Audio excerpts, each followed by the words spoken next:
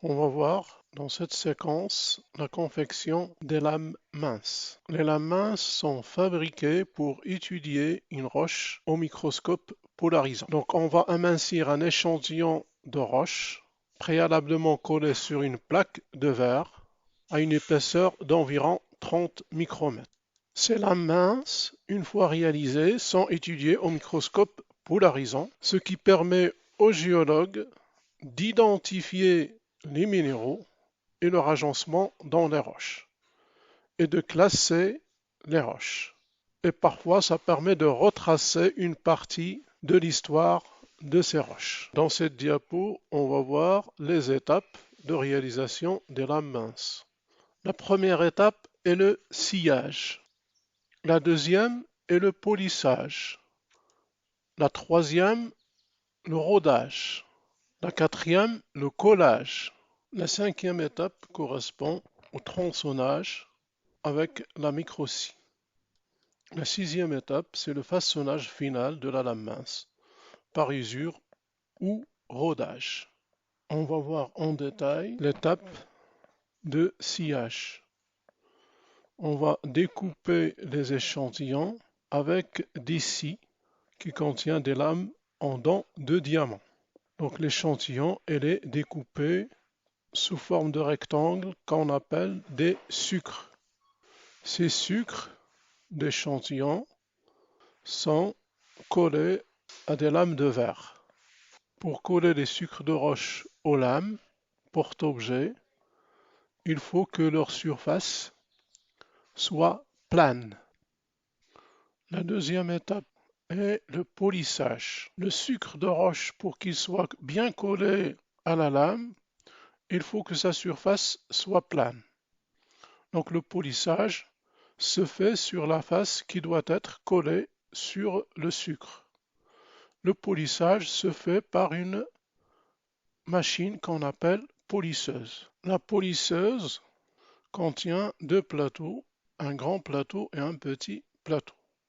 Le polissage se fait sous l'eau.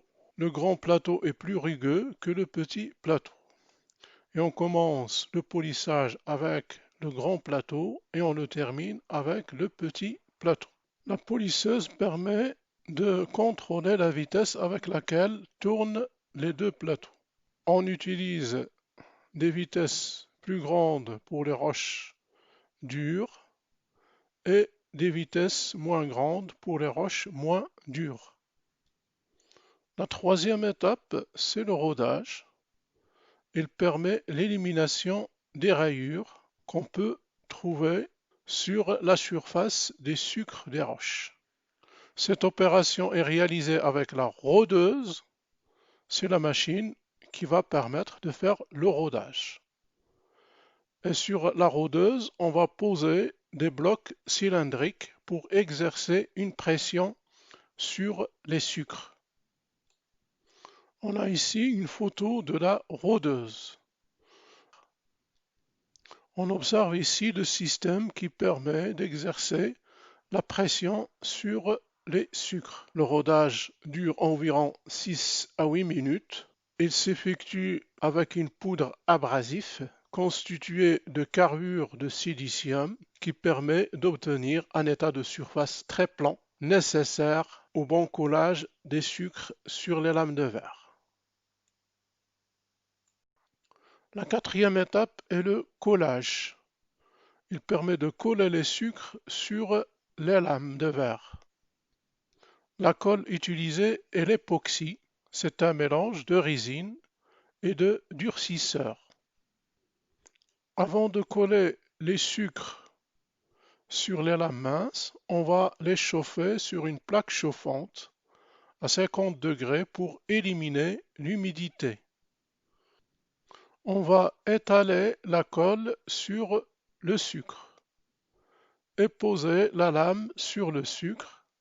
Après, on va appuyer avec une spatule pour chasser les bulles d'air.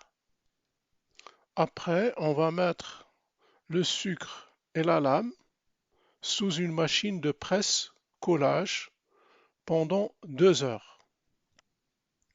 Une fois le collage terminé, on effectue un tronçonnage par arasement avec une micro-scie. Donc ici, vous avez la machine qui fait ce tronçonnage, c'est la tronçonneuse qui va permettre d'éliminer une grande partie du sucre.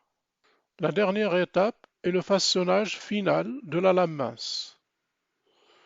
Le travail est réalisé par un rodage et l'opération permet de façonner les lames minces à leur épaisseur définitive qui est de 30 microns environ. Cette épaisseur de 30 microns, elle est favorable à l'observation des lames minces au microscope polarisant. Pour avoir plus de détails, vous pouvez consulter le mémoire d'un master spécialisé dans le module technique de laboratoire réalisé par Barry Alpha Ibrahima et Kangni Ekoué et encadré par moi-même. Merci de votre attention.